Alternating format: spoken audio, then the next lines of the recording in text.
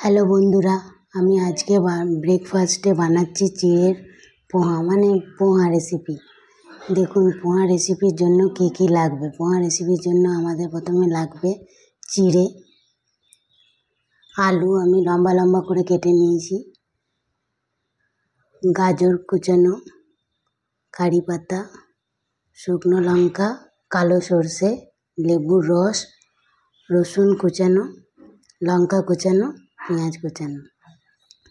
এবার চলুন রেসিপিটা শুরু করা যাক। প্রথমে আমি গ্যাসের মধ্যে কড়াইটা বসিয়ে দিয়েছি। কড়াইটা গরম হলে আমি এর মধ্যে দিয়ে দিচ্ছি সাদা তেল।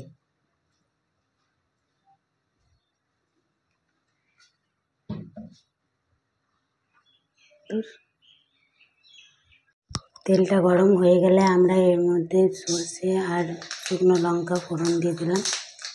তারপর কারি পাতা দিয়ে দিলাম,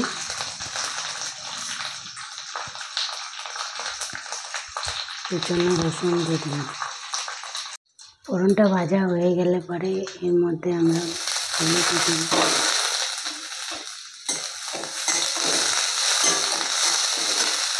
তারপর এর মধ্যে আমরা হলুদ আর লবণ দিয়ে দিলাম।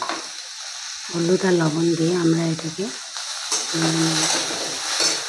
আলুটা সেদ্ধ হওয়া পর্যন্ত আমরা একটু ঢেকে রান্না করছি। তারপর ঢাকনা খুলে আমরা এর মধ্যে কুচানো গাজর কুচানো দিয়ে দিলাম,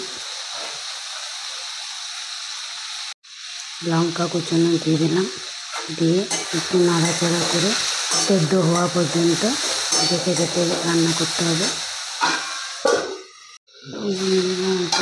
আলু মোটামুটি সেদ্ধ হয়ে গেছে। এই অবস্থায় আমরা কুচানো পেঁয়াজ দিয়ে দিলাম। কুচানো পেঁয়াজটা দিয়ে আর একটুখানি ভাজতে হবে, পেঁয়াজটা ভাজা অবস্থা পর্যন্ত।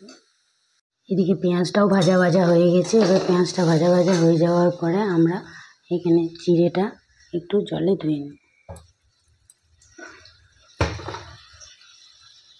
চিড়েটা ধুয়ে আমি জল ঝরিয়ে নিয়েছি। এবার আমি চিড়েটা দিয়ে দিচ্ছি। যেহেতু লবণটা আমি আগে কম দিয়েছিলাম, তাই একটুখানি লবণ দিতে হবে। লবণ দিয়ে আমি ভালো করে এটাকে নেড়ে নেব। পোহা রেসিপি আমাদের কমপ্লিট হয়ে গেছে। কমপ্লিট হওয়ার আগে আমরা লেবুর রস দিয়ে দিলাম। লেবুর রস দিয়ে ভালো করে নাড়াচাড়া করে নিলেই আমাদের পোহা রেসিপি রেডি। আমাদের পোহা রেসিপি রেডি। এবার গরম গরম খাওয়ার জন্য এটা একদম প্রস্তুত। যদি রেসিপিটা আপনাদের ভালো লেগে থাকে তাহলে প্লিজ সাবস্ক্রাইব, শেয়ার এবং একটি লাইক করে দেবেন।